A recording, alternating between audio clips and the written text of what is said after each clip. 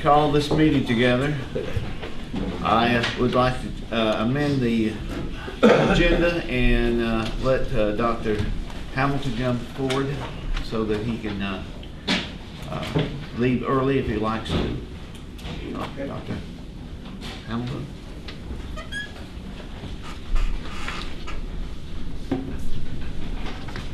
Well, Mr. Chairman and members of the board, thank you for your time tonight. I appreciate you moving me up on the agenda like this.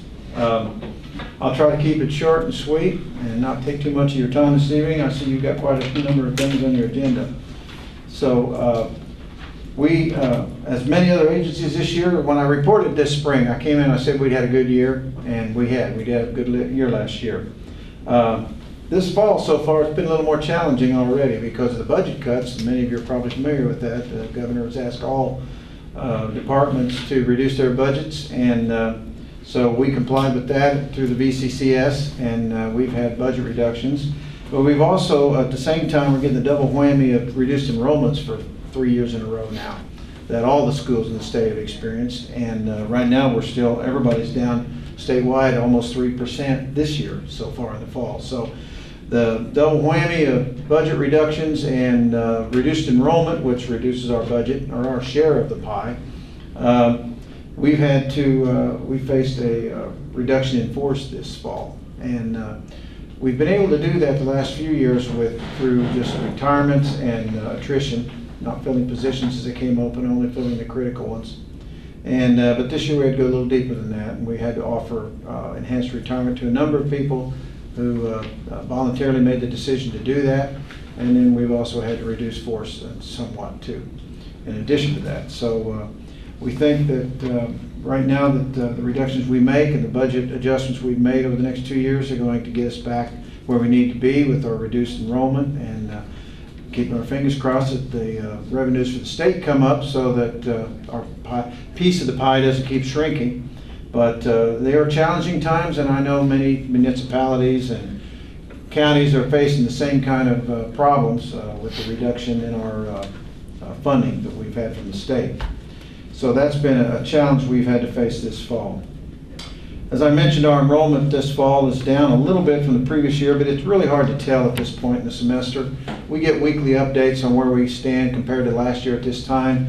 Right now, our FTE is down at 145 FTE from this time last year.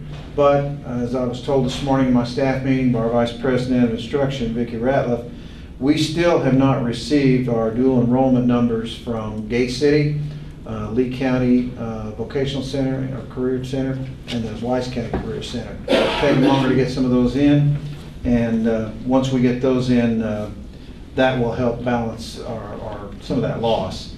In fact, I think it will get us pretty close to having a decent year. I've looked at some of the other numbers, and our dual enrollment right now is almost even at this time with last year only. In fact, we're right now our dual enrollment is only down 3 FTE from this time last year. So when we get those extras from Gate City and the 2 career centers and get all that entered into the system, that could go a long way to erasing that 145 deficit we're facing right now in our FTE. So we're hoping that that levels off now that we've seen the bulk of our enrollment drop over the last 3 years, and that we're going to get a little more stable there. But we're planning for that and budgeting for it so that we stay in the black. Some of the other items that I wanted to mention tonight, locally, here at the Pennington Gap Center, we had a reception last week where we honored some of the graduates of the GED program that's now being offered in the Pennington Gap Center. We entered a partnership with the Regional Adult Ed program, and they are now offering GED classes in that center, and they actually came in and totally redid and redecorated the classroom for that, and which was a nice upgrade for our center up there. And hopefully we're going to see more activity there and more use of that center. So we're very pleased that we're able to add a little bit something more down here in Lee County and offer that to the people of the community and get the word out that they can go down there and get GED training, and they can also get into our combination partnership with GED, where they can take, at the same time they're getting their GED classes, they can take college classes. And some of the students that we honored there last week, one had gone into nursing and another was going to go into law enforcement. And they had gotten as many as 12 or 15 credits while they were getting their GED, and then went on to Mountain Empire. And one had completed a certificate and was working on a bachelor's degree in law enforcement, and another was finishing up her LPN program and was going to go on and get an RN. So get people an opportunity, get them a good opportunity for career, and help them get their GED at the same time. So I'll be glad to answer any questions. If you have any, like I said, I'll keep it short tonight for you. I just reported here a couple of months ago. I'm going to ask all the boards about this. And when I came here, we've always apparently done this every fall and every spring. We come and do a report, or the president does. And I've been talking to some of the other presidents about that. I'm about the only one that does it twice a year. And I'm happy to continue to come twice a year if you folks want to report twice a year. But if once a year in the spring would be enough, when I can give you a little more information about how the year's gone and where we're at, I'd be happy to do that too. I'll kind of leave that up to the board and your desires. But if you want to see me come 2 times a year, that's fine. If once a year's enough, I can do that too. Any comments on that? We'll have Mr. Poe let you know. All right. How about? That's fine. Any questions? No, sir, I don't have it. Thank you very much. I appreciate your time. Thank you, Dr. Appreciate Hager. your time, Mr. Hammond.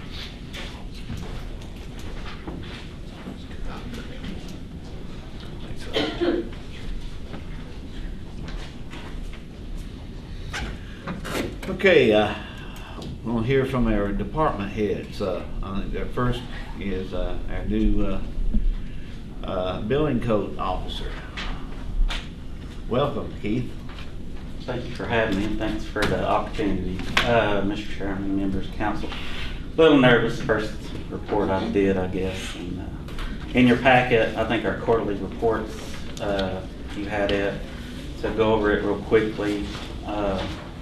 We had in the months of July, August, and September, we had roughly 80 permits issued, 16 in Rose Hill, 4 in White Shoals, 17 in Jonesville, 33 in the Rocky District, and 10 in the Yoakum. The total permit fees was $4,745.70, and on the contractor's tax was $3,093.09, and it's 201 construction site visits was made in those 3 months.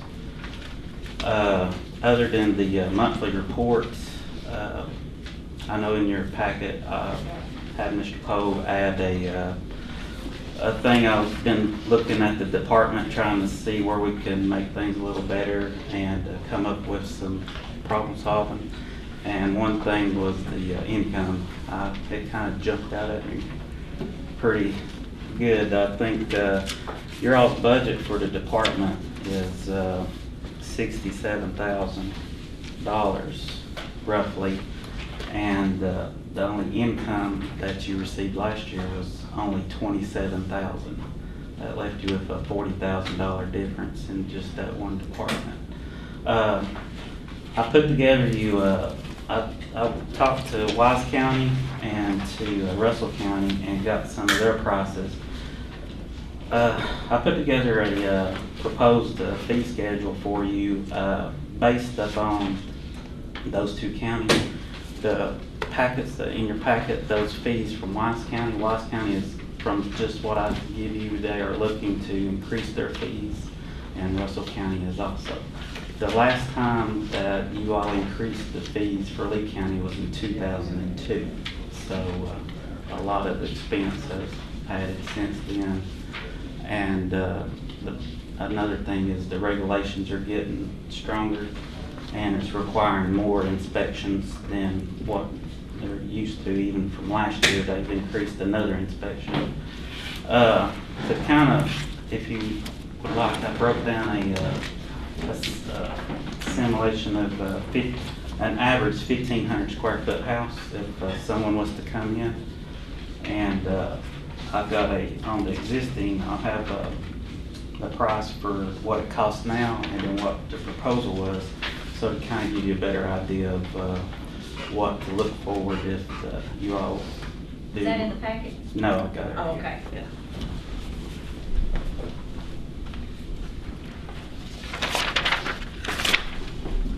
And on the first page of proposal, you can see that, well, yours is existing.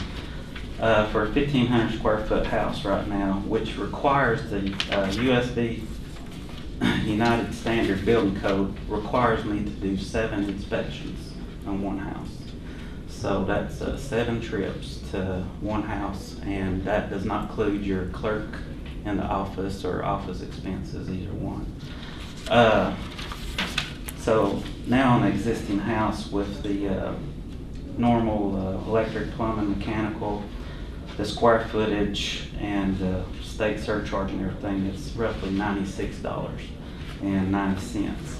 With the proposed budget average, which that broke down to about $13 per visit. Every time I did an inspection or someone did an inspection, you was getting $13 for me to drive and do an inspection. Okay, on the new proposal, it jumps up to $265.20, which kind of breaks down to about $37 per visit. And something else to look at too, I know a 1,500 square foot house roughly is going for about $100 square foot, so that's a $150,000 house. They're only going to pay a $200 permit fee, so that's about 5 buckets of paint, really. So if you look at it in that perspective. But on the other end, though, on the commercial side of it, a lot of things we was not charging for was like the sprinkler system and and commercial buildings. Let's say, for instance, this O'Reilly building. I probably end up making about over 20 inspections just for that building, just because the way it's broke down into stages, and the building beside the bowling alley. You're talking about a lot of inspections for that size building, and I think I looked at it before I came, and that building permit was around $800 for that permit, so for that big a building. So,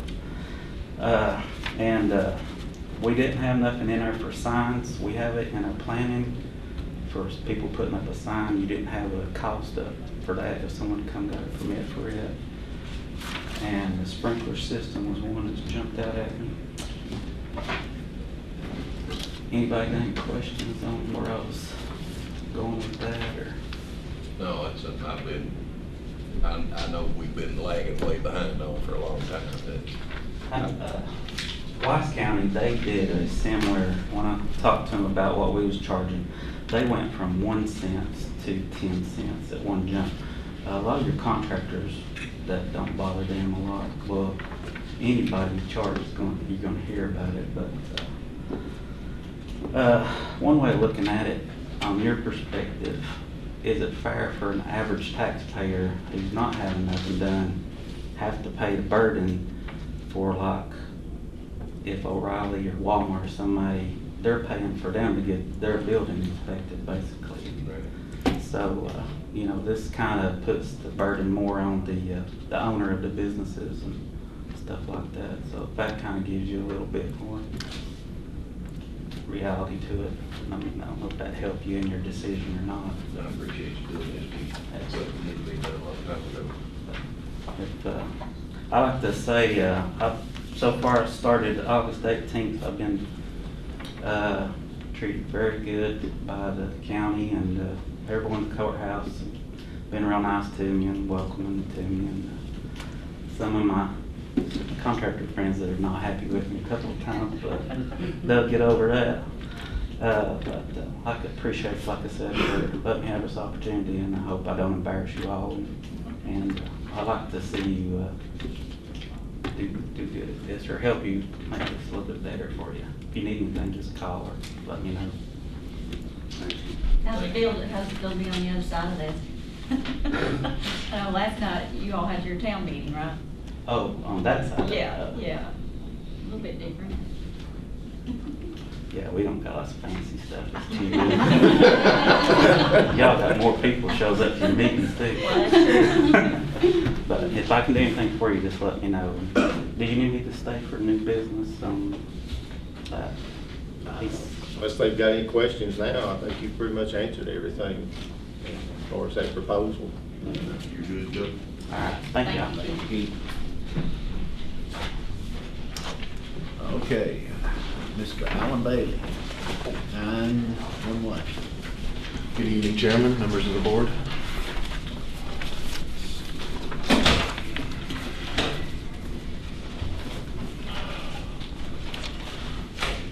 Let's see, starting off my report was wanting to go over the numbers of calls that come in to dispatch for the month of September was 5,063. 684 of those were 911 calls, and out of those, only 518 were wireless 911 calls. As I stated in last month's report, the Virginia State Police has approved the Lee County's communication equipment to be installed in their facility on Hunter's Gap. I'm currently awaiting notification from Verizon so that I can coordinate with the state police. With this done, the remaining steps will be the installation of the new antennas and wiring before the actual radios themselves can be moved into the state police's facility. I regret to say that I have still not received any news concerning the project I submitted in for funding through a Homeland Security grant for overhauling the entire law enforcement radio system. There was a conference call scheduled last week concerning the Homeland Security grants that got canceled at the last minute.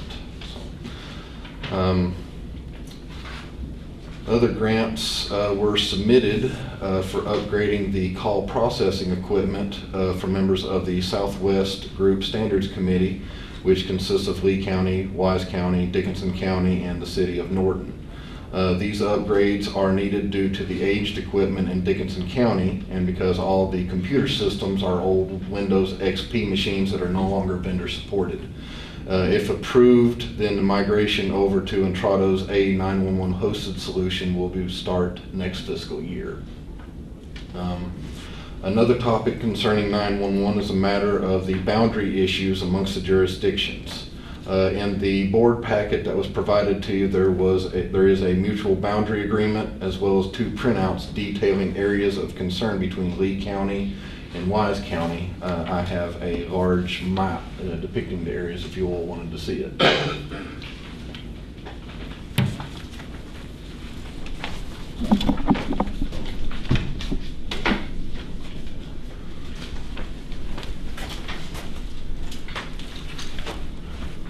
It opens up, it's a huge map.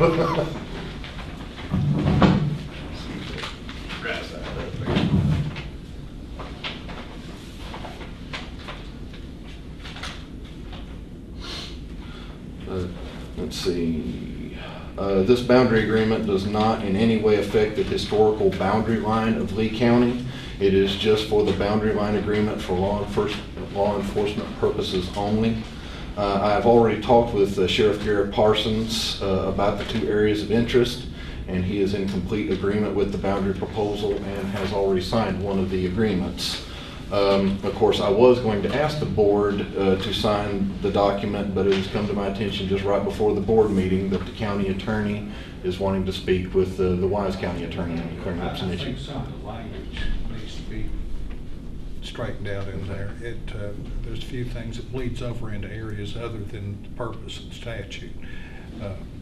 If I might add to what you did about law enforcement, it gives authority for rescue squads, for example, and other public service agencies of that sort. And that's really good. But I think it strays from the statutory intent on it. We need to clean it up.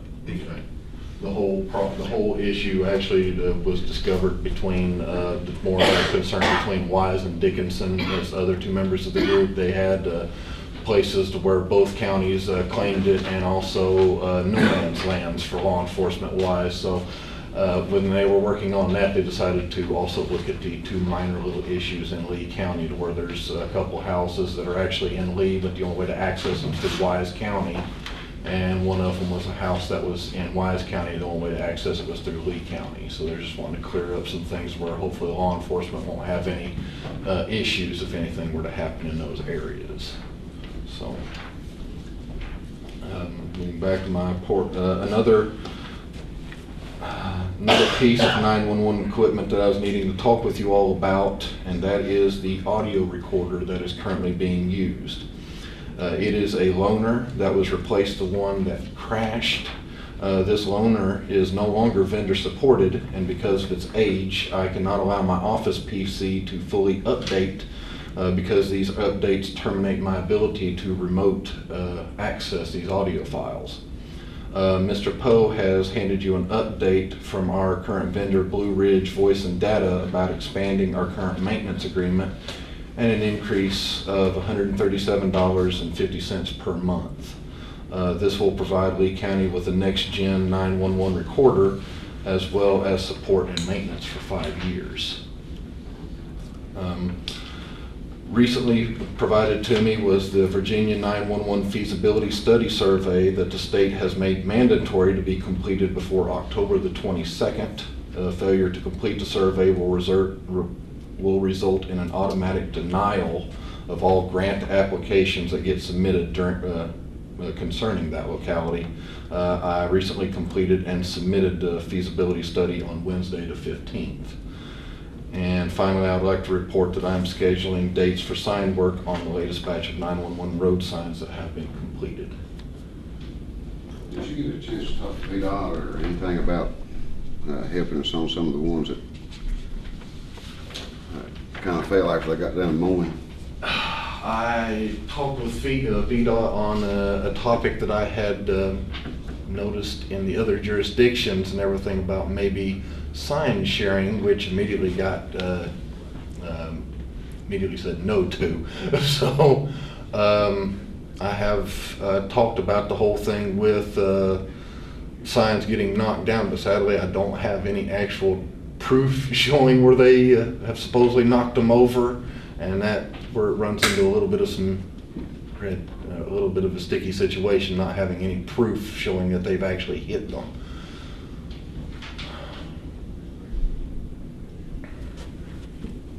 We take it up with Mr. Sumter. Yeah, I mean, it's evident that's what it is. I mean, there's nobody else out there mowing but them, you know. I think it's, by and large, it's probably contractors. Well, you know. In some cases. Now, the secondary is it has to be VDOT. Well, no, sir. Well, that's right. They do hire some of that out too, don't they? But I mean, you can notice right after a mowing, here they are, you know, and it doesn't matter if it's the contractors, because this, I think the second time this year, they've only done it twice, but the second time, the VDOT employees actually done it themselves. It wasn't contracted out. So, and I know several on the western end was torn down, you know, just right after the mowing. So, you know, I mean, I know we need the signs, but you know, we can't afford to keep fixing signs if people keep turning down. That was one of the reasons why I'd spoken with him about maybe doing some sign sharing, and I'd actually spoken with him about a couple of in our two neighboring jurisdictions where I've seen both VDOT and county road signs merged on one plate, and he didn't sound too pleased that I pointed that out, and he sounded like he might end up fussing at the other two jurisdictions over getting those removed. So. Well, don't hurt to ask. Yeah, I know. Because I thought that if anything, trying to reduce some of the posts might help reduce some of the issues that we've got, but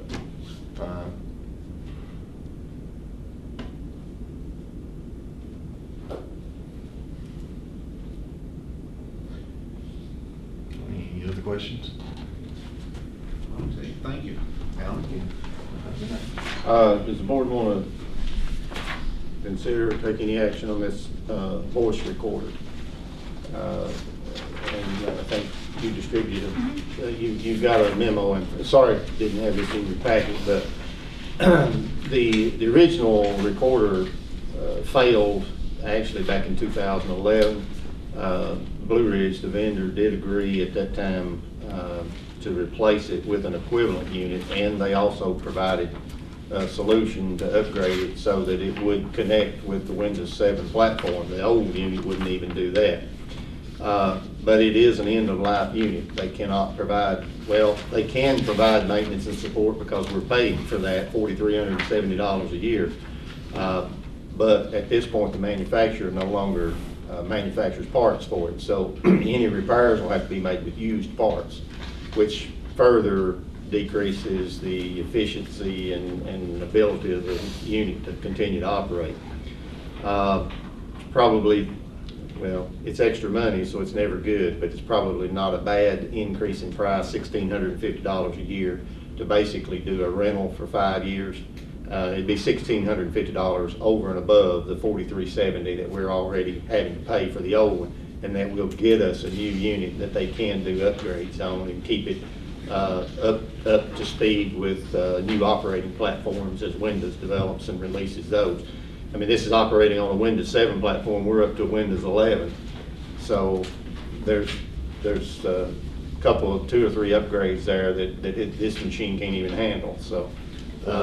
In order, and if this machine does completely go out, because they're saying expected life on these is 4 to 5 years, because it's constantly working, constantly recording. If it fails, then we're going to be without that type of recording coverage until we can get a new machine in place. Whereas if we act in a preventive mode and go ahead and schedule this now, they can go ahead and replace the machine and transition all that without any loss of files. I think 911 is too important for us to sit here and not do anything. I make a motion to approve this contract cost of $1,650 a year above what we're paying now. Do I hear a second? Second. Do we have any discussion? All in favor? Aye. Any opposed? Motion carries. Thank you, Al. Thank you, Mr. Bailey.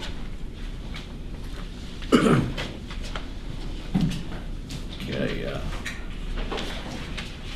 Ms. Mullins, Extension Office report.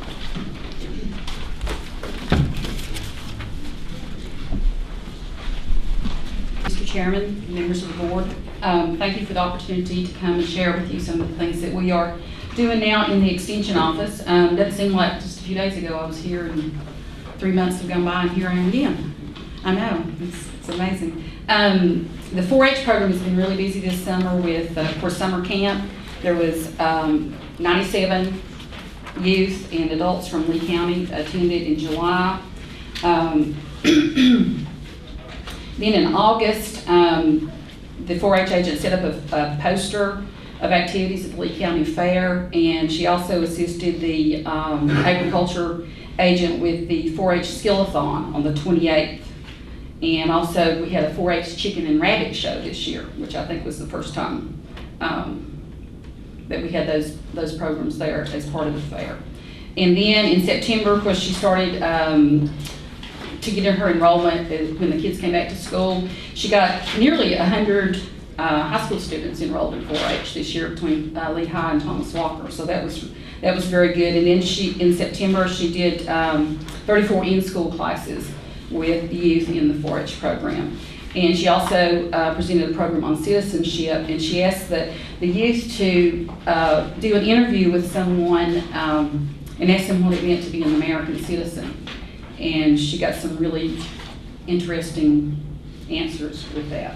And also too, she met with the Family and Consumer Sciences class at Thomas Walker High School, and did her citizenship program there too. There was about 100 students. And as a side to that, the 4-H program, the Family Nutrition program, and also the Family and Consumer Sciences program, we are all scheduled to do programs there at Thomas Walker for the Family and Consumer Sciences classes this year. I think they have like a long-term sub teacher, so she's asked us to provide some information, so we're happy to do that for them. the family nutrition program assistant. Of course, she went to camp with the 4-H program, and also she set up displays at the Lee County Fair and also at the festival in the park about, and some of you may have seen it, it was about how much sugar is in different beverages that we drink, and the visual aids really made an impact with people, you know, about how many, you know, teaspoons of sugars in a can of cola, or how much you would drink if you drank 2 sodas a day for a month. You'd drink over 5 gallons of soda and 10 pounds of sugar, and you know, you can say those words, but when you actually see the picture or the display, it kind of wakes you up and makes you think a little bit about that. Leslie's also doing a new program at Thomas Walker for the FCS classes called Teen Cuisine, which actually she gets to go in and do some cooking with the kids in class, and they have really enjoyed that also. She also does a program called Oregon Wise Guys with, she's been doing that with the Dryden School in September, and then she'll go on. She has to complete so many lessons with each group, and then she goes on to another group or another school or whatever. She picks her own schedule with that. In agriculture and natural resources, Amy and Sheila coordinated a 4-H ag tour for the youth, and they actually got to go on the van and they toured different, they went to Scott County and visited Mann's Farms for the vegetables. They went to the Flying W, which is a beef farm, and then they also went to Dutton Wagner, which was in Washington County, for chicken, poultry production. So they really had a good time. The kids really enjoyed that. Amy assisted with the National 4-H Forestry Invitational in West Virginia at the end of July, and the team from Lee County included Rebecca Wells, Casey Anderson, and Hannah Allen. She also assisted with the Young Farmers Expo in South Hill, August the 1st through the 3rd, with about 120 people in attendance. She said they had, Lee County had several representatives to attend and compete in the various competitions, including Beth and Walter Shell. She judged the discussion meeting where the participants discussed different agriculture issues, and the expo had various workshops and tours that the participants could participate in. She also, in conjunction with the Daniel Boone Soil and Water Conservation District, she hosted a pasture walk at the farm of John Carter, and there was about 40 people who participated in that. Also, she partnered with the Lee County Livestock Association and hosted a meeting at LMU Vet School campus in Ewing, and did a tour and told, you know, what they would be offering there. And then in my program area, Family and Consumer Sciences, I offered a workshop called High Heels and Brake Shoes, and had about 7, I think there was 6 or 7 ladies who participated in that. And what that was a car care and maintenance program to encourage ladies to learn more about their cars and the maintenance of them, so they won't be taken advantage of, or, you know, make incorrect decisions about, you know, having their car serviced, or having, you know, parts put on their cars, or, you know, tires, you know, new tires or whatever, because there are some people out there that, you know, might mislead people intentionally. So that was very informative for them, and they liked that workshop. Also, Amy Fannin and I, we partnered together and coordinated the exhibits for the RAM event back in September, and that was very interesting. And we really liked participating in that event, and would like to be, you know, maybe our office more involved next year in helping whatever way we can. Of course, I also continue to serve Scott County too, so, and I don't include that information on this report. I put what I do over there on their report, and what I do over here too. The last thing, do y'all have any questions so far about anything that I've reported on? The last thing is, in my role as unit coordinator, I just wanted to update you. We have sprung another leak, in a new one actually, in the roof. It's in the area back where the powder was pulled out by the mobile home carrier back in July.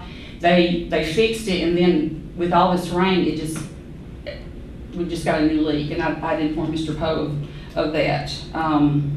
Also, of course, it continues to leak in the front bathroom and also in the storage room.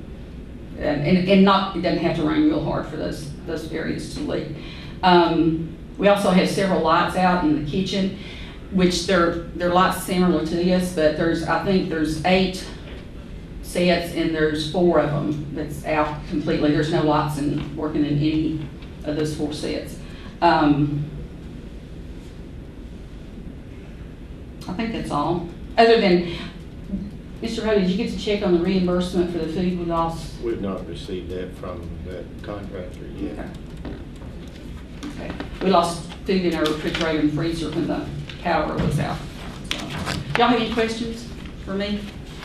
We appreciate your all effort. Thank you. We appreciate you all. Where did you hold the workshop for the high heels and brake shoes? Actually, in the parking lot, the sheriff's parking lot. Really?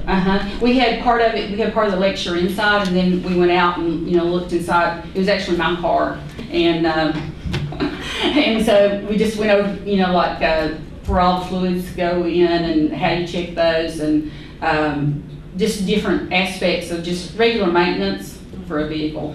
So. That's a good idea. Do you plan on doing that again? Sure. Next year? Mm-hmm. I personally find it interesting because we do need to know that information. It also helps to be aware of lawnmower parts and how to be careful with those too, and how to service it and everything. Yes. So that may be something you want. We might do that in the spring, yeah, combine those two. The research is out there that indicates that women are charged more on the average for services like that.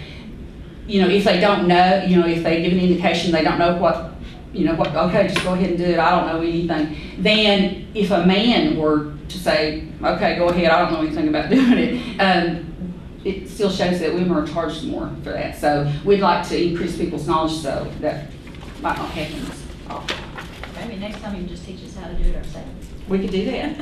I can show you how to do something. Okay? Thank you. Thank you. I have one, if you would have Ms. Phelan call me, I've got an issue I need to discuss with her. I'll give her the message. Thank you. Okay. Okay, we have our treasurer's report presented to us by our treasurer. Public expression.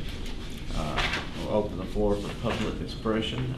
If you have anything to say to us, express, you can come forward to address your expression to the chairman. You have a limited amount of time, so the floor is open.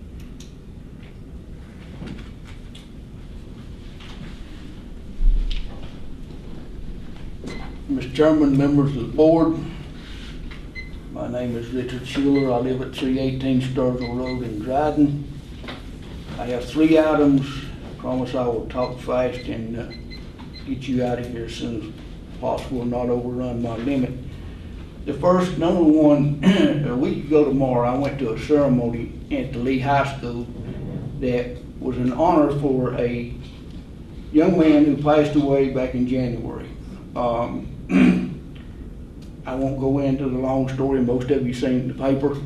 What I wanted to do was commend the folks at Lee High School, the CEO of the detachment there, excuse me, of the Navy Reserve, or Navy ROTC, the folks from Gray, who from Daniel Boone High School, who brought in their color guard to do this ceremony with. The number of folks who were there in attendance, prior service, active duty, when you get a 3-star general coming out of Hawaii to make this presentation, it's quite an honor. I wish everyone could have seen it, so to speak. It was very good. Mr. Mosley was there, I was there, some of the other folks were there, and it meant a lot to the family, and I think it meant a lot to the county to have something like this occur, because there's only 93 of them that's ever been done. So it was quite an honor for both the family and us here. Now, that's number one. Number two, our paper. this thing comes in on Wednesday, and I like to have a heart attack. I know how hard the people have worked in the county, the hospital authority that's been formed, the work that's been done in an attempt to get our certificate of need through. And I got really bothered when I saw this. And the reason I say that is we're working hard to get the hospital back. The Jonesville Clinic is in the construction process. And this one comes in. Now maybe I'm wrong, but if I were sitting on that board to decide whether or not we need a certificate of need, I'm gonna go, no, wait a minute. They went from nothing to wide open in a year or less. I went to a meeting that was held in the theater approximately a year ago when the same gentleman from the Harlan Regional Health Center stated that, don't worry, I'm opening one up, we'll be here in 3 weeks. Well, that was about a year ago. Now he's opening one up, and he'll be here just as fast as they can get them computers in.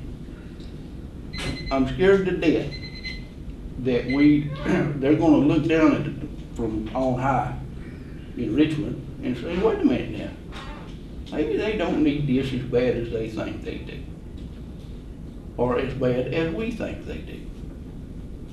And this thing puts a monkey into our machine that will cause us to either slow up, back up, or die. And I don't want to see that. The other thing that bothers me is, this just comes from being in the business. I've never heard a doctor make this statement, and I quote, I don't care if we lose money, I just don't want to lose a patient. No doctor wants to lose a patient, and I ain't seen one of them that wanted to lose a dollar. That's me. Last thing I've got concerns our tourism. I have a habit, and maybe that's good or bad, of watching our neighboring county, who happens to be on TV, with their supervisors meetings. The town of St. Paul has done an awful lot as far as tourism is concerned, to get tourism in there. And man, they're going full blast. They will tell you right quick that it has jumped out and grabbed them and got them to the point of they don't have any place to put people. They do not. They don't have a place to keep them overnight.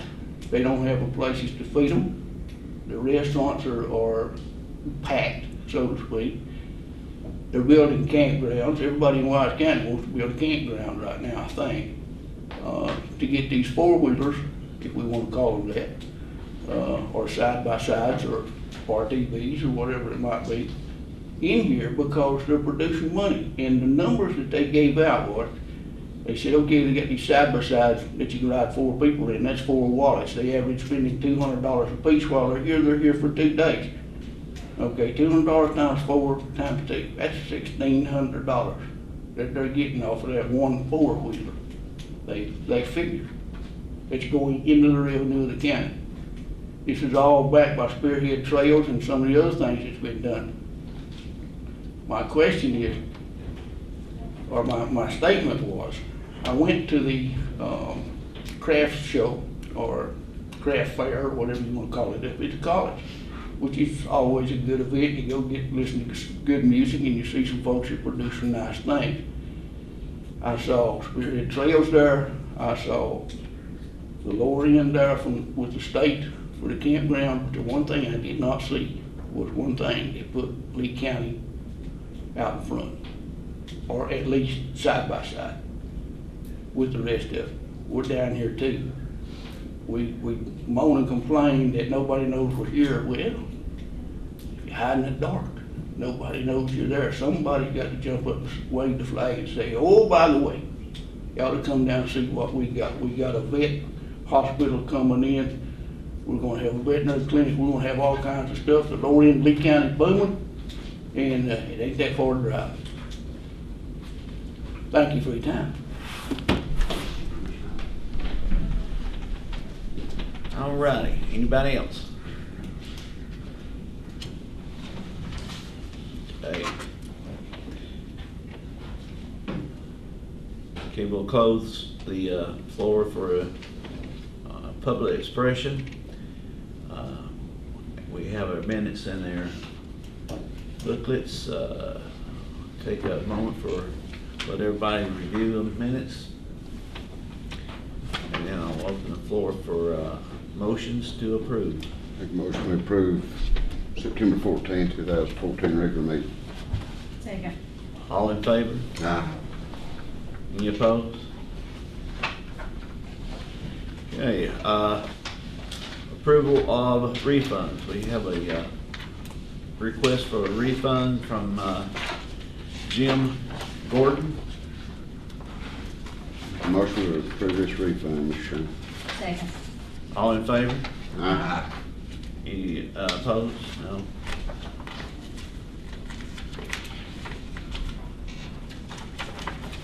Okay, you have our payroll warrants already. Do we have a motion to pay the bills? Motion to pay the bills, Mr. Chairman. Second? Second.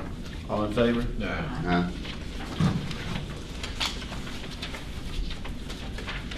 Okay, we have a resolution 14028, monthly appropriations. Whereas the Lee County Board of Supervisors has approved the Lee County Public School budget and Virginia Public Assistance budget for 2014-15, and whereas it is now necessary to appropriate sufficient funds for the completed expenditures as they are contained in the Lee County Public School and Virginia Public Assistance budget, and now therefore be it resolved that the following activities, 1/12 of the amount shown is appropriated for a 1-month period ending November 30th, 2014. The Lee County Treasurer is hereby authorized and directed to transfer sums as needed to meet expenditures already incurred. The transfer will be from the general fund to the Public School and Virginia Public Assistance Fund, and will not exceed the foregoing 1 2/3 appropriation. The Lee County Treasurer is also directed to revert all unexpended balances of the Public School and Virginia Public Assistance Fund to the general fund as of the beginning and ending of fiscal year 2014-15. Do I have a motion to approve the resolution? So move, Mr. Chairman. Second? Second. Okay. All in favor? Aye. Motion, resolution is approved. We have several supplemental appropriations to approve. Do we want to approve all of them at one time, or do you want to vote on them individually? Okay, motion to approve the supplemental appropriations. Second. All in favor? Is that a motion, Mr. Chairman? Do it. Is that a motion? Yeah, that's a motion. Second. Any discussion? All in favor? Aye. Any opposed? Motion carries. New business. Oh, any old business that we need to go over? No old business, we'll move on to new business.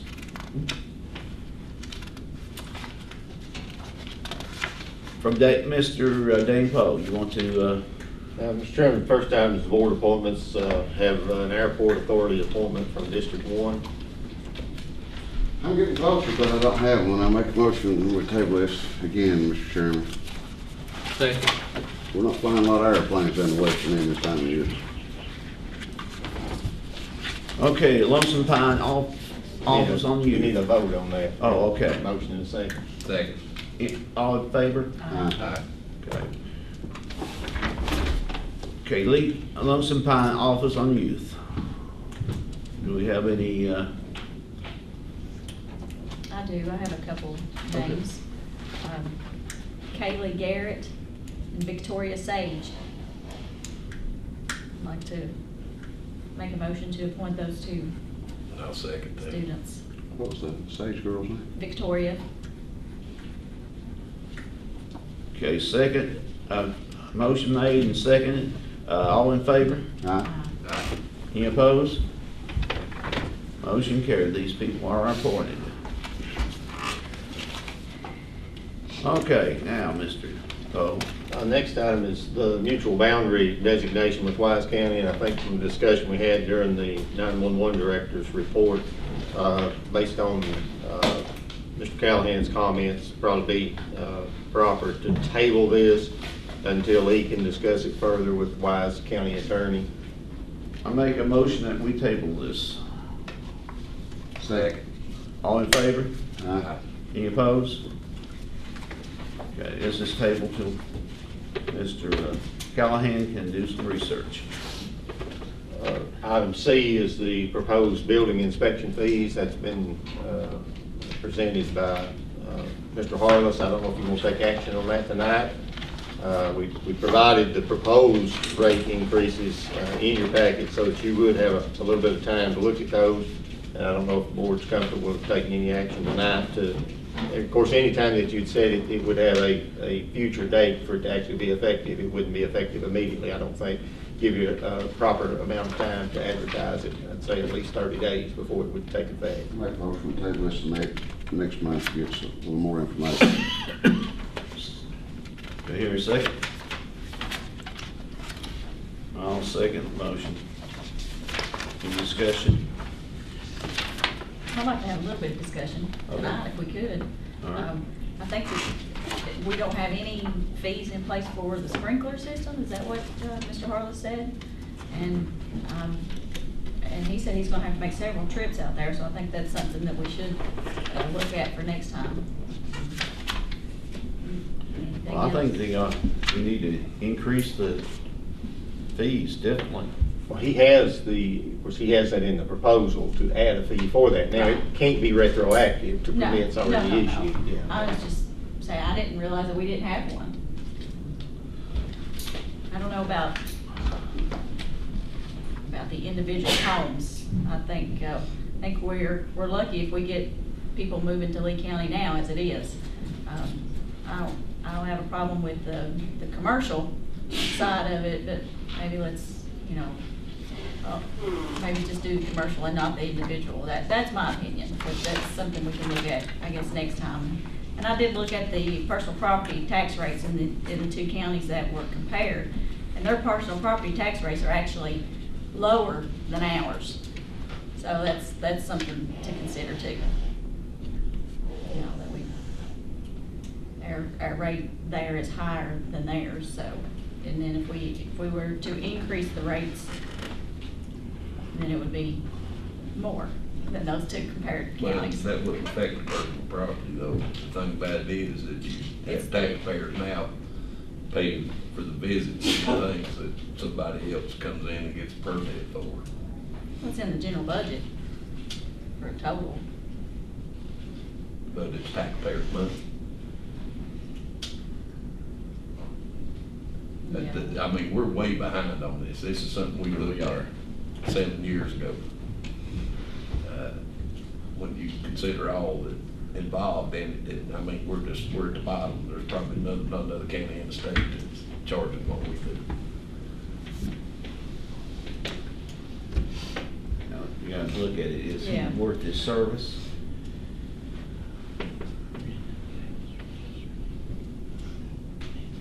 Which I think he is. You know, we've had a different building inspector about every year, and this is something I requested 7 years ago. Oh, okay. And now we're just getting around to it finally. Uh-huh.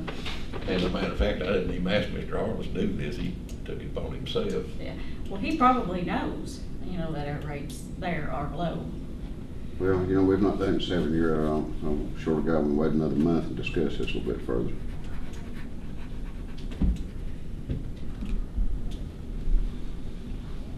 Well, it won't take into effect until next year's budget anyway, right? Well, no, it can be implemented at any time. I mean, at this juncture, January 1 would be a good effective date for me because that's the beginning of a calendar year. So this late in the year, I think, when looking at that, if it were to be adopted next month, you've still got about 40 days before it would actually be effective, which Okay. gives you adequate time to run advertisements in the newspaper and make the public fully aware that there will be an increase. Okay. All right. That's all I've got to say. Okay, well, I think we need a vote. All- I concur with Mr. Bailey. I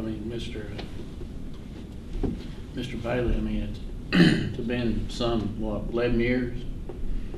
So it's another month gonna matter?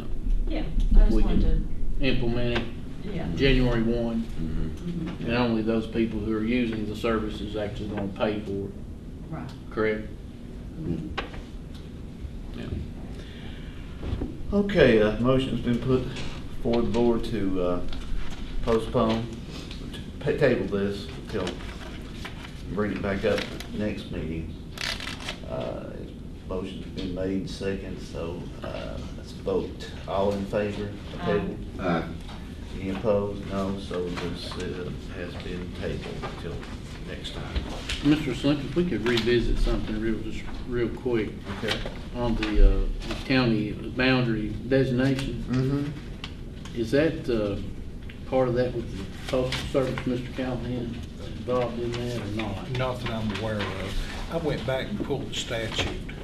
The statute allows jurisdictions to have agreements between them for each county's law enforcement and other organizations such as rescue squad or whatever, to be able to come over in their county and perform services.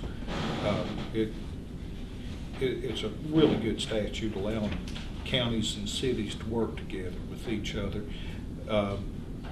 I pointed out to the board before the meeting tonight that I had some reservations about some of the language in the agreement. They include too much in there about boundary lines, and that's not necessary. If you want to designate an area, in both counties, that needs particular attention, that's fine, but, we don't need to, be extending it any further than that. Okay. The board tabled the matter and instructed me to contact the Wise County attorney and see if we can come together a little bit better on some of the language. The way things are now, I think the sheriff's departments between the several counties actually do work together fairly well, and there's certainly no prohibition, for public services such as rescue squad or otherwise. It mentions sheriff's directors of conservation and recreation, with the commission of conservation officers. It goes on to mentioning other activities in there. It just grants authority, once the counties enter into that mutual agreement. I know some of the counties have, I guess, an agreement with the towns They can do that too? that they sometimes can My provide understanding. quicker service than the other. Actually, that would probably clean up a few problems between the two. Right. But, there's no prohibition on that I see. It mentions governing bodies of localities. That's not limited to a county or city government. It could be a town government also. I know down in Western, and I used to be a part of the fire department down there, Thomas Walker, and there's many times North Claiborne, Harrogate would come over into Lee County helping us. I mean, it was just a matter of picking up a phone call or getting on the radio. And The statute can't do anything outside the state. It's all Right. within the state. It's good it's statute. a win-win, It seems is. to me. It is. All right, let's continue on then. Okay, rural development grant resolution. There's, of course, we do have the Rural Development Community Facilities Grant, which will be used to purchase 3 new police cruisers. It requires the adoption of 2 resolutions. A copy of each is in your packet. The first one is what they call a code of conduct. which simply bars participation in the contract selection or award process of any county employee or officer who may have a conflict of interest in that transaction. And the second resolution simply authorizes the chairman or county administrator to execute all the grant documents. I'll make a motion to approve resolution 14029 and 14030. Second. All in favor? Aye. Okay, resolutions passed.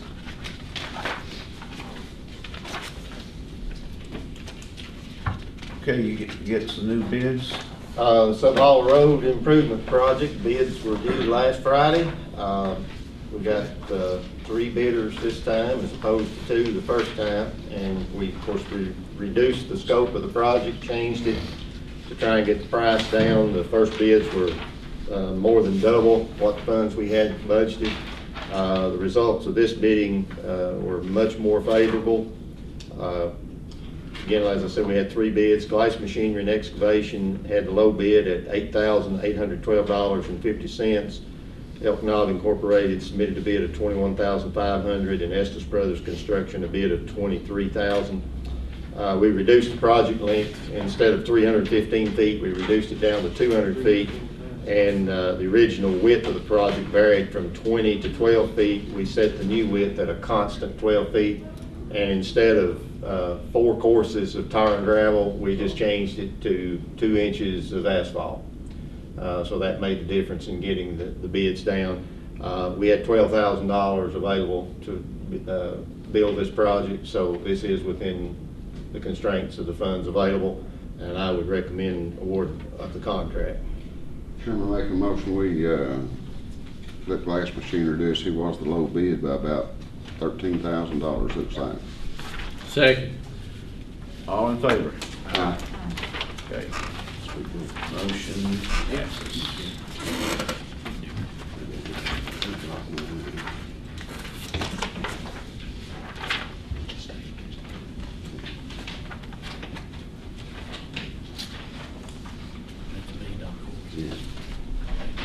Mr. Chairman, before we get too far down through here, I know yeah. we'll get to reports and stuff here, but going back to last Wednesday's public hearing meeting up there at the Lehigh, we know that it's put a big strain on our local rescue squads and stuff having to go this extra distance. And we only give them $10,000 a year, is that right, Mr. Poe, then the fire departments combined? That's correct. I was wondering, is there any way that we could earmark maybe $1,000? We've got 5 rescue squads here in the county. Could we earmark it just for the rescue squads, or does it have to, or is there some other way we have to do that, Dane? Are you talking about appropriating additional money? An additional $1,000 to the 5 rescue departments that's a transport needs. It requires a motion to do a supplemental appropriation to that line item. Okay, I make a motion we do a $1,000 supplemental appropriation to the line item for the rescue squads. There's 5 in the county. It's been put a big burden on them. That's why we're working diligently on this hospital to get it back, and it's really taxing them and their revenues also. So your motion for an additional $1,000 for each one, yeah, just to help them out. For each. Yeah, just for this fiscal year we're in right now. Okay. I would like to second that motion with an added caveat, if maybe 6 months down the road, see where we are, perhaps maybe an additional $1,000 or $500, because I know I had a good friend that was transported from here over to Houston Valley due to an allergic reaction to some medication, and was surprised at the number of people that he saw from the different rescue squads that were actively on a call at Houston Valley or at Indian Path, if you have, just a facility over there. And was just amazed at, he named them by name, all the people who came by to see him or called and said, hey, you're over here, we're gonna come by and see you while we're here. that's a very admirable thing that we can do, at least that we can do to get back some of the money. I know that some of the agencies, or some of the different squads are set up with the insurance companies of trying to get back some money. Of course, some of them send a bill out once, and if it's not paid, they drop it or they write it off. But gas isn't, diesel isn't getting cheaper. Tires aren't in. Exactly. All right. You made the motion? Yes, sir. You second the motion? Seconded. Okay, all in favor? Aye. Any opposed? No, so the motion has passed. I think it's a very good one. Right, Mr. Poe? Thank you. I've got some more, but I'll do it under my reports. So, Mr. Callahan, I'm not sure. if you Okay, have so- anything or not. Do you have no reports? No. Okay, Mr. Bailey, I think you have anything else? You wanna get Dane first, or you wanna do us? I have some more under. Okay, under, all right. uh, Thought you said you didn't have anything. Well, nothing under new business, but, Okay. some of this is business. I but do too. He's some of always it got just- something to say. He's always trying to make me look bad. This is a bad month, I've got several, so, but some of these are just for information.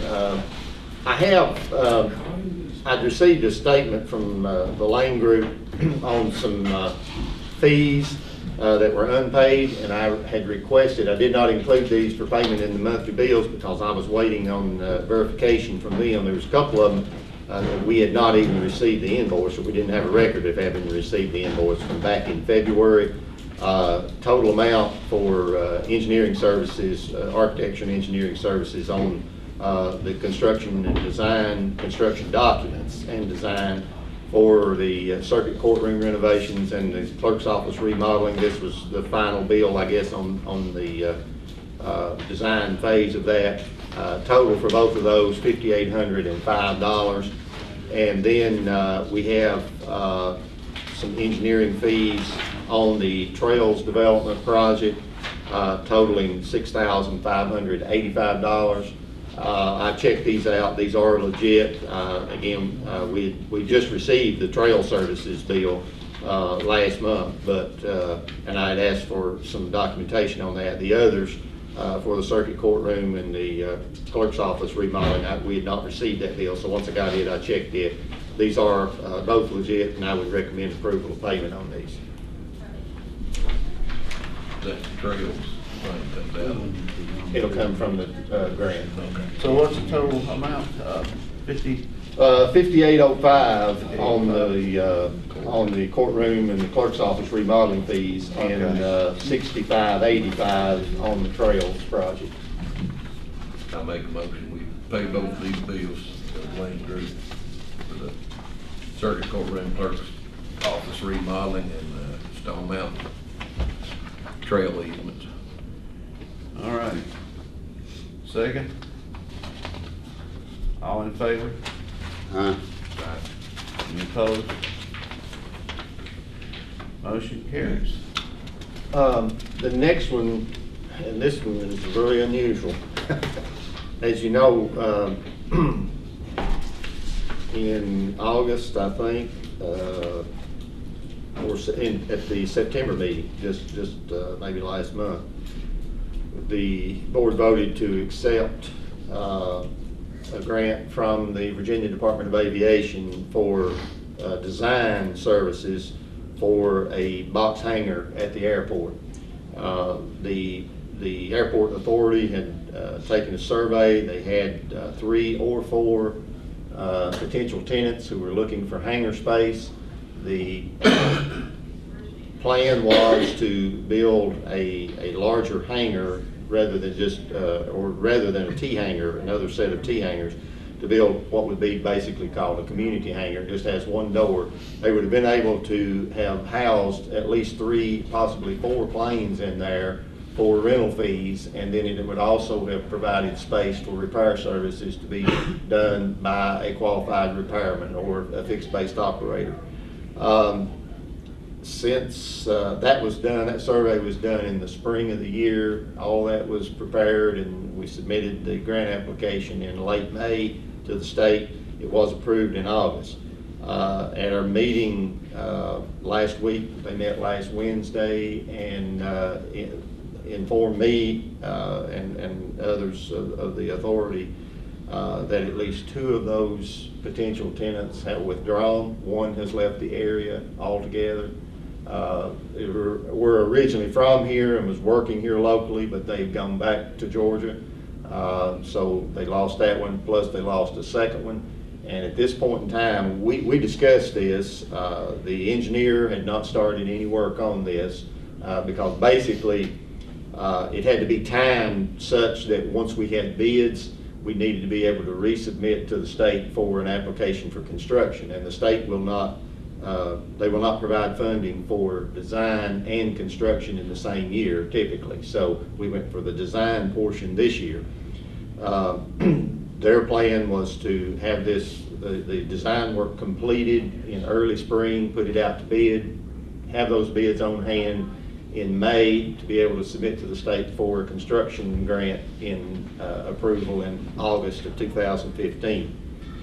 And there was some discussion about just holding off, waiting to see whether anything changed, or because actually the engineer could probably delay start of the work until about January. But after some discussion on this at their meeting last Wednesday, there was some email exchanges back and forth for a couple of days late last week. And it's a consensus of the authority, rather than hold on to this grant and just let it expire at the end of December next year, go ahead and turn it back to the state. The state, I mean, they would want to know why we were not working on it, but we feel it's a proactive measure, because if we just hold on to it and then don't utilize it, they'll want to know, why didn't you turn it back to us earlier when we could have used it maybe to give an allocation to some other airport that needs to work now. So it's the consensus agreement of the authority to go ahead and turn the grant back now. And that's why I say this is highly unusual, but because of the change, and the economy is not doing that much to help aviation right now. Gasoline prices are coming down right now. Aviation fuel has been creeping up again. So we've seen a little bit of reduction in traffic that we're having down here. There's just not that much going on. So based on that and the authority's recommendation, I recommend that the board vote to remand this or return this grant, notify the state that we are returning it to them without any funds being expended. We feel like that in the event, and I think it'll come back at some point in time, there'll be a demand, and when that is, the state will look more favorably on re-granting this project rather than us holding it for a year and then saying, well, we can't feasibly do it. I'll make that motion. Second. All in favor? Aye.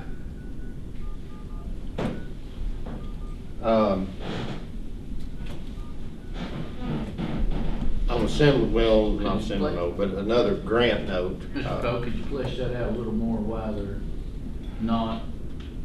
If we build it, we won't have anybody that wants to rent it. Tenants. Yeah, we just won't have the tenants. Based on tenants. Yeah. We had, at that time, we had at least, we had 3, possibly 4 owners who were looking for a hangar space, and we don't have any available hangars. So the plan was that this building could house those 4, plus it could have provided a place for an individual to provide services there, which brings in more traffic. If you've got regular repair services ongoing, you can bring more traffic in. But without those tenants, there won't be enough revenue coming in to pay for the building. Another thing, and I didn't mention this, the county was not at risk on the local share for this, because the authority had agreed to put up the local share for design work on this. But again, they don't want to put the county in a position where if they go ahead and design it and get ready to build it, if they come to the county to ask for funding next year, or if they go out and borrow the funding, they've got to know they've got a revenue stream coming in to pay it off. Did that answer the questions? Yeah, so it Okay. won't look negatively upon the county Right. about not Right. taking it. Yeah, I think not it's using it. a good proactive step to just go ahead and turn it back to the state and say, look, things have changed here, and we don't want to hold your grant. We don't want to hold the funds allocation out there.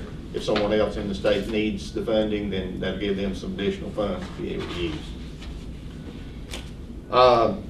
The Tobacco Commission meeting in September, we had submitted a request that the ATV Trails grant that we have with them be transferred to the Southwest Regional Recreation Authority. They declined that request. They indicated that transferring grants was going beyond the scope of what they felt like was legitimate power that they had, because they felt like it would open the door for applicants who maybe, or potential applicants who felt like they did not stand as good a chance of being funded, going to another entity that had a good track record with the Tobacco Commission or whatever, or on projects, and asking them to submit the application and then turn around and ask for a transfer back to the agency or entity that originally wanted the grants.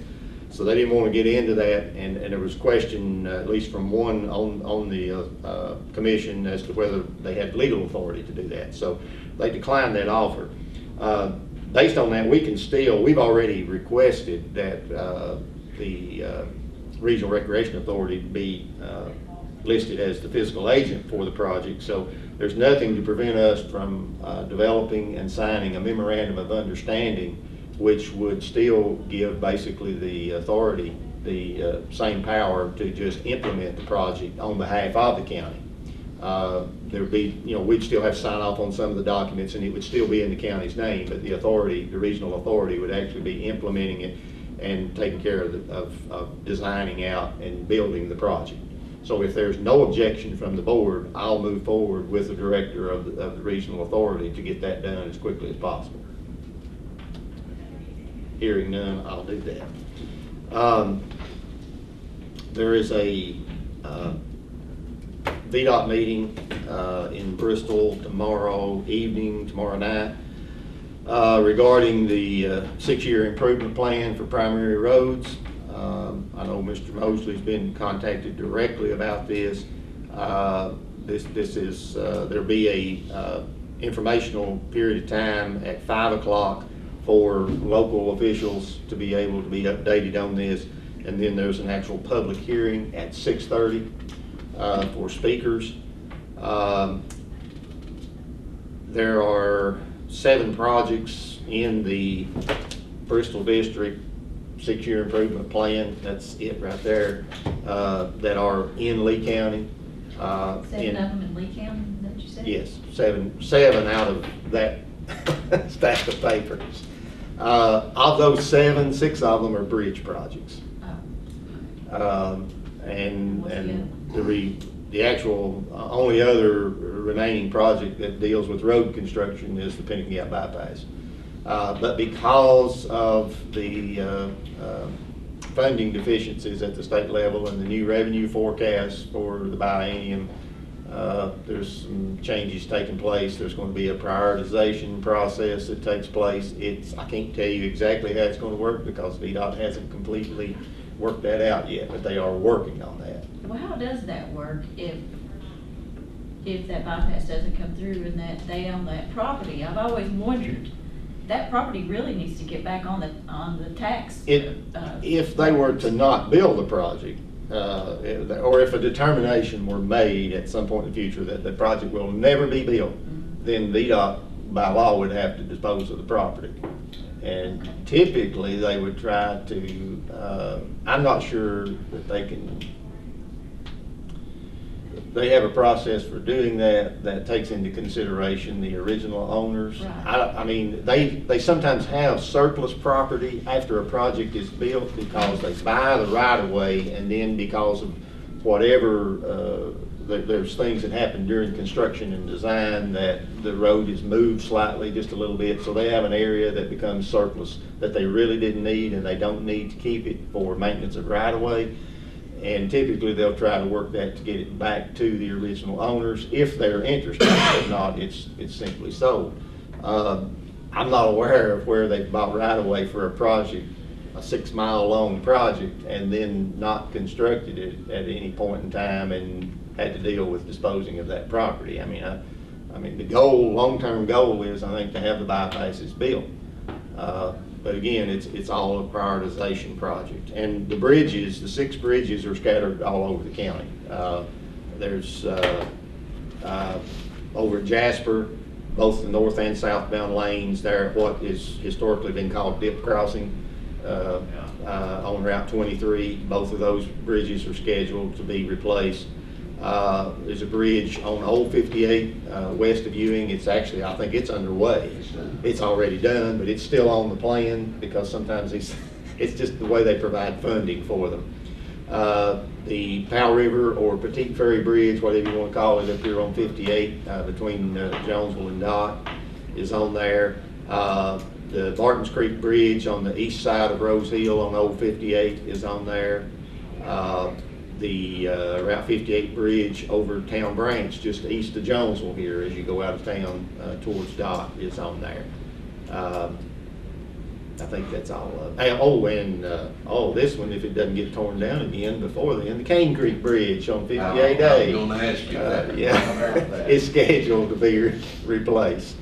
And of course, I don't know if the Pennington Bypass were to begin to move, that one may get delayed again too. I don't know, because that's within the zone of where that's at. Well, you said bypass. Is that all the information you have on it? Is the Pennington Gap bypass? Well, yeah, I mean, right of way is there. There's no construction money in the budget for it yet.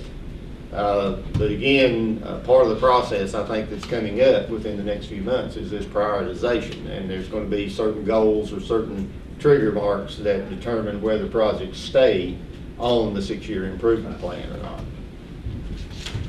But that meeting is tomorrow evening. I know Mr. Mosley and I are planning to attend, and Mr. James is planning to be there. And The way the VDOT's website reads is kind of, without saying it, they pretty much have said in the past certain pet projects, certain transportation board members have been given priority over other things, and they're going to truly, according to the law, I think the law has changed and how that's looked at now. There's a point system and a priority system and how these things are developed.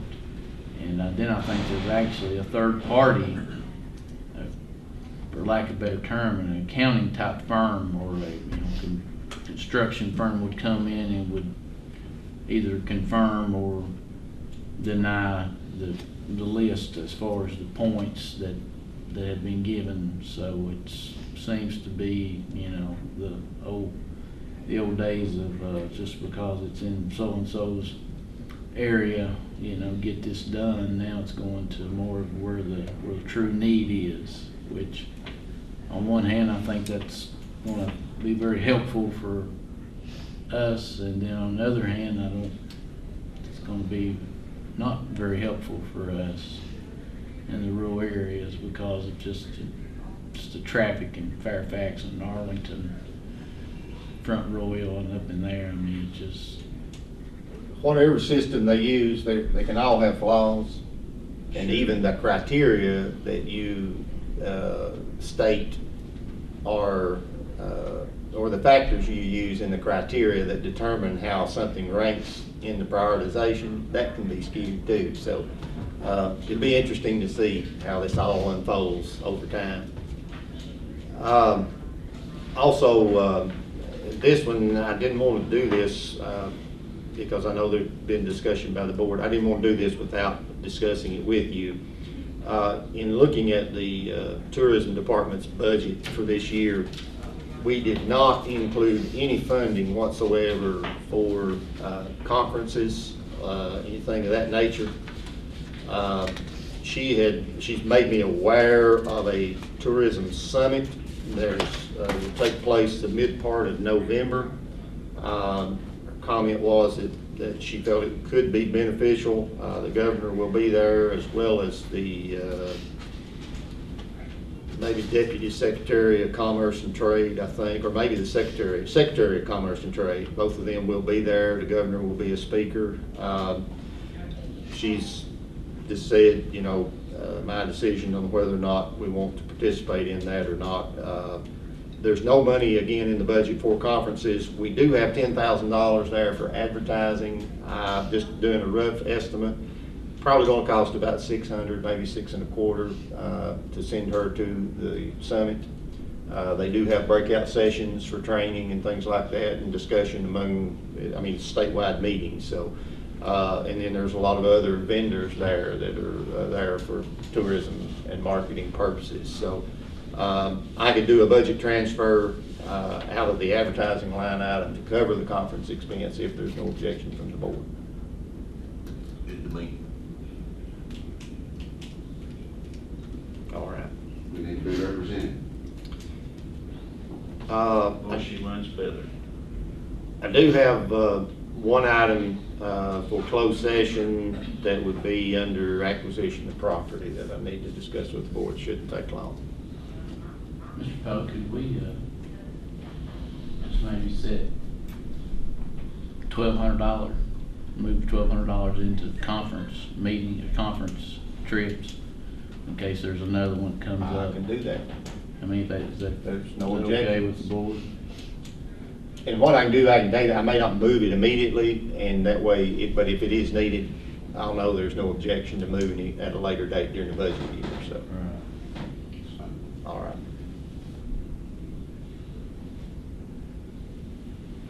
And like I say, that's all I have except for a request for closed session.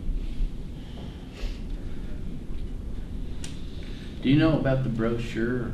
Well, Mr. Slimp, you may be a better one to ask about that. I know they were working with I Love Lee campaign. Yeah, brochure, getting some rough drafts and. Yeah, we have a meeting on Thursday, and I wish the meeting was before this meeting, so I have some information for you.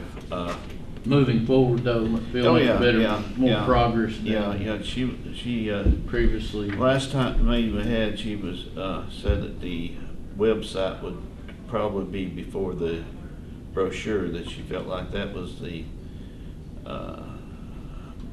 more important than getting the brochure, which I didn't argue with, but, yeah, it's,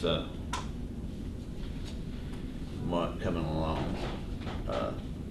I've just heard a lot of positive things about I Love Lee, and people are just curious about I'm anxious. other activities. I'm curious and anxious to see what she does at the Tobacco Festival. Me too. She's getting a lot of good things said about her, especially at the Heart of Appalachia meeting yesterday. There was nothing but compliments given to her. And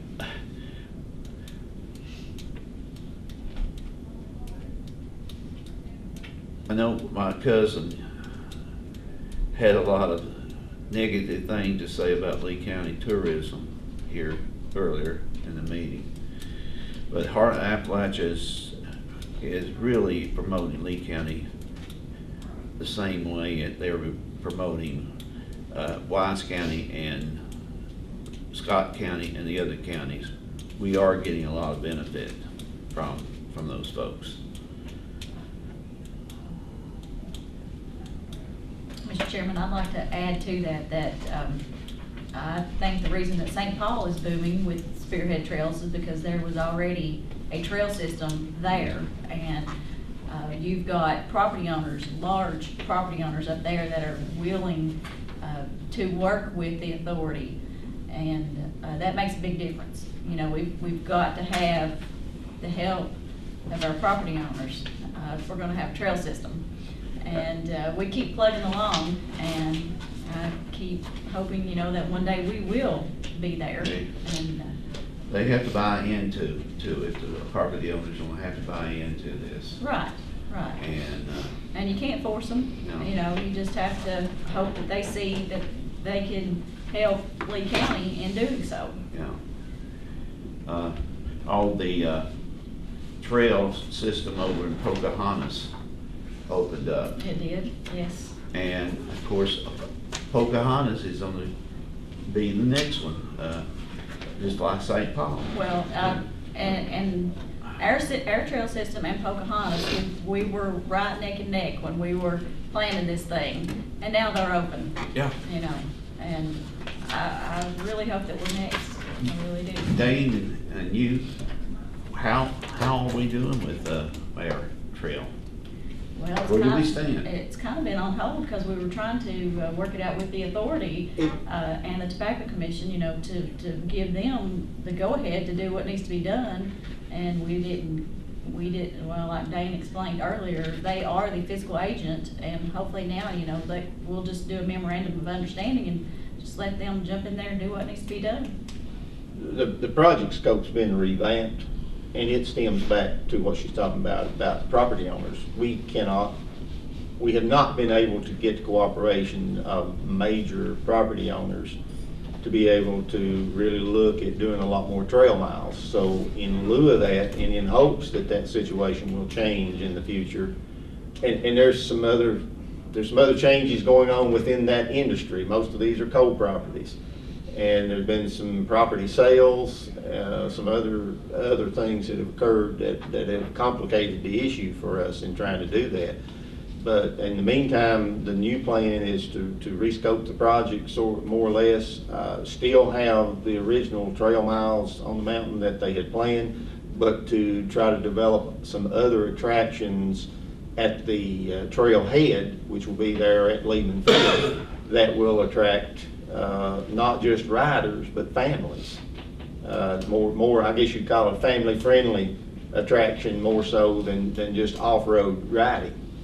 And I think that's probably a smart idea. I think it was a good idea to go that route because it became evident that we were really going to struggle to use all the funds to be able to build strictly trail miles with, because we just could not put the large tracts of property together in areas where it would be feasible to do it. But I think the authority is ready to jump with it. We were hoping for the Tobacco Commission approval, did not get that. So now I think if we get the MOU in place, we can turn them loose and let them go. And the authority only has 3 employees, so their time and resources are limited. But now that Pocahontas is open and they've got that done and under their belt, and then So I'm now hoping, you know, they Chuck can. will have some time for us. Right. I They hope. can focus on Lee County. I think the focus is there.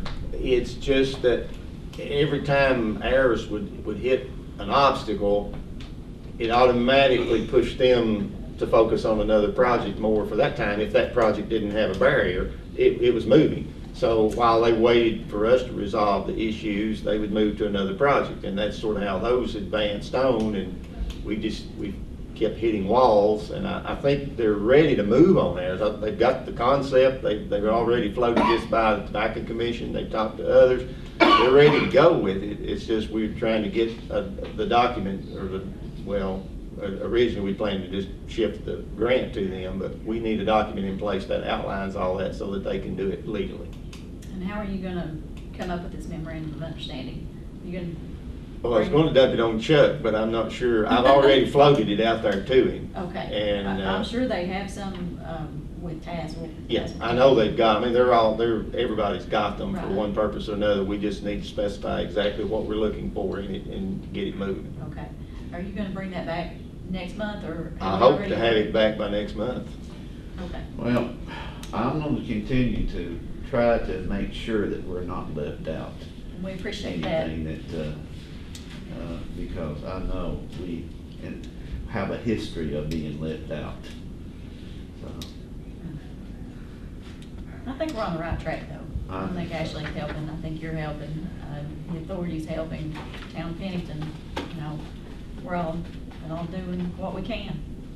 I just think we need to continue to keep it in the forefront of our citizens and the taxpayers' minds that we are.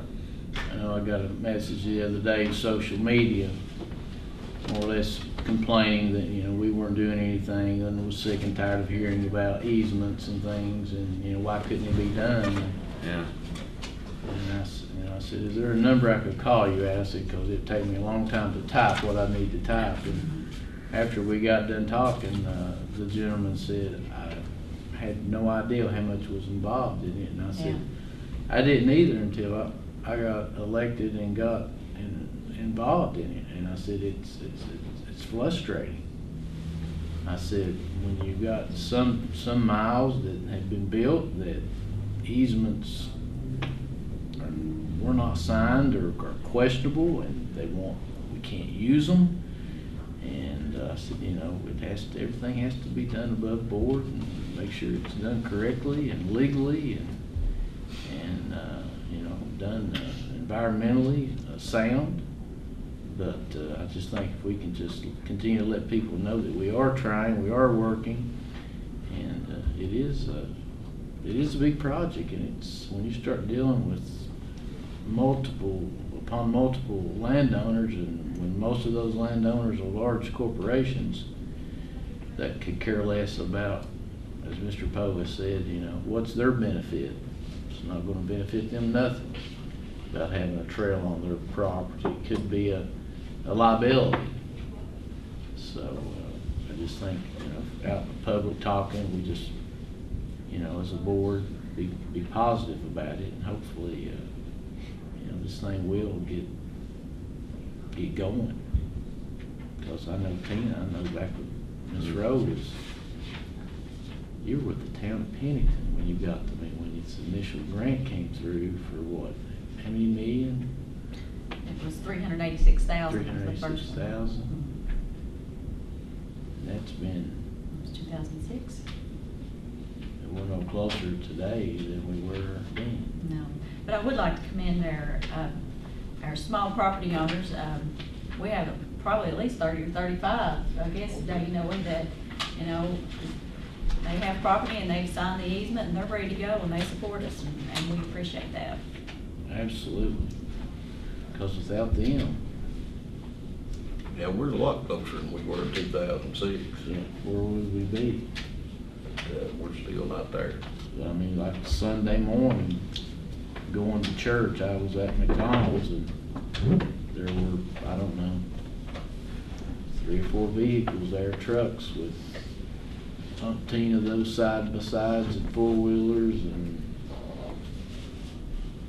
I'm just thinking that's money that could be, of course, they stopped and ate in Pennington, but that could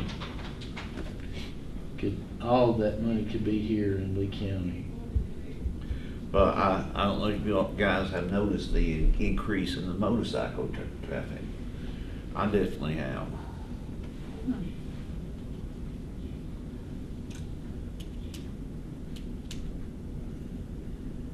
How's that motorcycle trail that Buzz was working on, how's that going? Oh, yeah, Is it that's going what I'm through- talking about. Going through Kentucky, coming through Keokee? Is Coming that down this what it way, is? down through, all the way down through 58, all the way down into Kentucky. I mean, that's just, it has really increased. Great.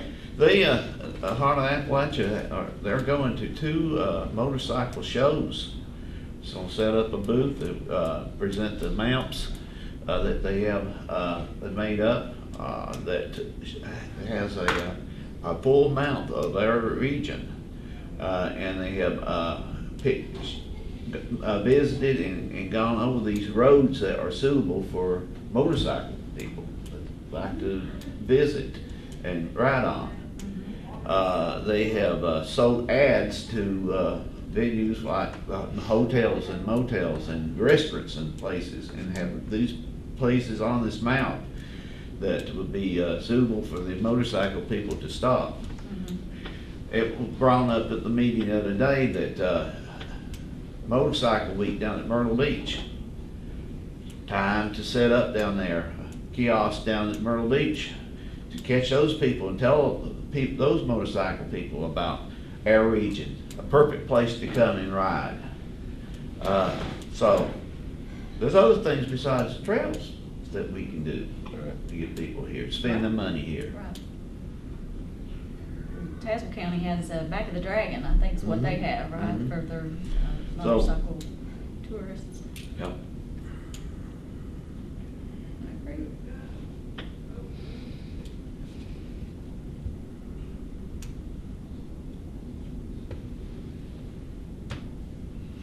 Okay, are we ready to move on? Move forward. Okay. Anything else, Carl? Yeah, Dane, one thing, have we checked on Blue Springs Road lately going up on top of the mountain? I know it's getting close to fire season and I'll add that to my list to talk to Alan about. it's getting close to fire season. I know it's hard to get up there sometimes. Like I said, they got part of the road. I don't know why they didn't finish it all.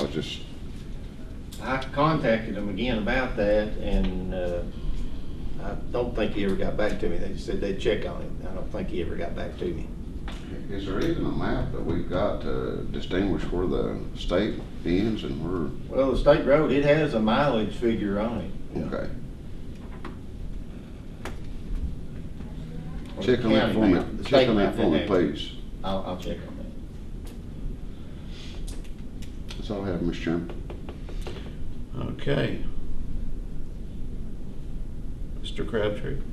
I have nothing. Okay, I have one thing I want to bring up. Everything is complete for Stickleyville's Community Center. They have the 501c3, they have their corporate, nonprofit corporation, they have their federal ID number, they have everything that they need now. So they Good are deal. ready. Good. Larry? I have a question for Mr. Callahan about the coyote bounty. Yeah. Yes. Dayton passed that on to me last week, and I posted a query on the LGA site, asking if other counties had, attempted any such thing. I've not heard a thing back so far. If you wish to go ahead and, do the notice for the amendment of the ordinance to restrict it, as you suggested, to residents or landowners here in the county, you're not putting a whole lot of risk, because it just, even if we were challenged and lost on it, we'd just be out the amount of the money Right. and court cost. And that'd be it. Well, my concern is hunting season's coming up. You're gonna have more hunters out and a better chance of reducing some of the population. You could also deal with it administratively and not restrict, a person's, or restrict person's residence and let them challenge it later. So we can just reinstate it, I mean, that, Yeah, I Well, mean, the you're only right. thing it takes at this point is just an appropriation of funds for the bounty. The ordinance is still in place. I make a motion that we appropriate $1,000 toward the coyote bounty. How much per kill? Yeah. $25, females only. Females on. How can you tell the difference? That's a crazy question. I'm not. Well, you know what? We want them to Well, shoot they're both, gonna we kill want them to shoot both of them and then look. Yeah. That's the whole Okay. theory behind it. You don't know till you've shot it what you've got. That's right. Yeah, they But don't we have, only they pay don't wear for ribbons females. in their hair. Yeah, I knew that much. We're trying to get 2 for 1. Yeah, Okay. yeah. Okay. And another thing is, I want to clarify some misinformation that's going around about that I wanted to raise taxes on farm equipment, which is absolutely absurd. I have not made that statement. Don't know how that came out of here. The statement I did make was about the farm use tax, that I do not have a problem with farmers using those, but there are a lot of people abusing them. It's not only Lee County, it's across the state. I've traveled the state. I pulled in Waynesboro to get gas one day on my way to Richmond, and there sits a Lincoln Navigator with a farm use tag on it. So that's what I said. I said nothing about raising taxes on farm equipment. These people are struggling anyway. Exactly right. That's why. But everybody that's not a farmer that's running those tags is taking advantage of everybody else that does pay their taxes. Yeah, or farmers. Right. That's all I have. I don't have anything else. We had a motion, but I didn't hear. Oh, okay, I'm sorry. Second. Second. Second. Okay. Okay. We're back to the coyote thing. Yeah, the motion. So when will this go into effect, Dane? It's up to you. I mean, if the money's appropriated, it can go into effect immediately. When does rifle season start? Third Monday in November? Before we meet again, probably. Be third Monday in Yeah, November. I think it'll start before It probably starts that week. So, right? You wanna make Mother, you got you wanna mother start it coming in. November 1, we I can wanna do that, start that'd give us a trapping few now. days to advertise. let's go November 1 then. Effective November 1, is that okay with you, Mr. Moses? Yeah. And you want me to advertise it as for, a bounty to be paid to county residents or landowners only? Yeah. Okay. Now, what do they bring their calories in to Yeah, well, do where? They bring them to animal control, Animal control. Yeah. Okay. Plan. they have to be checked in and confirmed. That'll make a lot of the farmers happy. And that's a big reason I wanted to try to get this done through hunting season. Because I know there's been several hunters already told me now, said they've probably killed enough coyotes to buy their ammunition this winter to hunt with. So, but like I said, the one family down there, they'd had 2 calves killed by coyotes, and the way the prices are right now, they probably lost $2,000 right there with the 2 calves, so. So we still need to vote on that? Is that what? Yes. Okay. Yeah, I made the motion. Okay, we got a second? Yes. Okay, all in favor? Aye. Okay. Start with 1st of November.